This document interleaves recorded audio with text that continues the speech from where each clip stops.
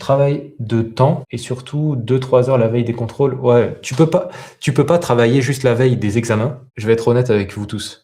Vous pouvez pas travailler la veille des examens et viser le top et être numéro 1 de votre promo, numéro 1 de votre classe. Ça n'existe pas en fait. Ça n'existe pas. Parce qu'en fait, pour maîtriser un cours et pour arriver à l'examen au point où l'examen vous le survolez, il faut que vous ayez assimilé plusieurs couches de compréhension et que vous soyez passé plusieurs fois sur le cours. Vous pouvez pas maîtriser un cours parfaitement du premier coup, qui plus est la veille de l'examen. Pour plusieurs raisons, entre autres parce que la veille de l'examen, déjà, tu peux pas voir ton cours plusieurs fois. Et en plus, la veille de l'examen, tu as un niveau de stress qui est tellement élevé que ça bride ton cerveau. Tu sécrètes de la cortisol et du coup, tu brides ton cerveau. En fait. Ton cerveau, il n'est pas à 100% de ses capacités. D'accord ? Donc ça, c'est hyper important. Donc là, déjà, on a identifié, je pense, ton premier levier. Ton premier levier, c'est celui-là. Révise à l'avance. Tu as un examen dans une semaine, tu révises maintenant. Tu vas voir la différence que tu as. Tu as une différence de posture qui va être énorme et surtout, tu as une différence de maîtrise qui va être énorme. Parce que peut-être dans 2-3 jours, tu peux te permettre de encore revenir sur le cours et encore te rendre compte de certains détails que tu n'avais pas identifiés avant, etc., etc.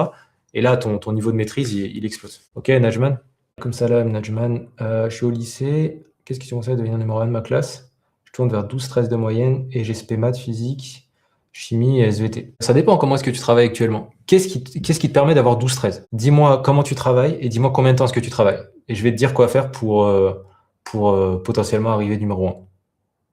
Faut que tu m'en dises plus, Najman. J'essaie de réviser les maths via l'apprentissage du cours, puis aux exos, mais j'ai l'impression que le concours est un peu différent des exotypes, des annales de prépa. Il demande plus d'imagination.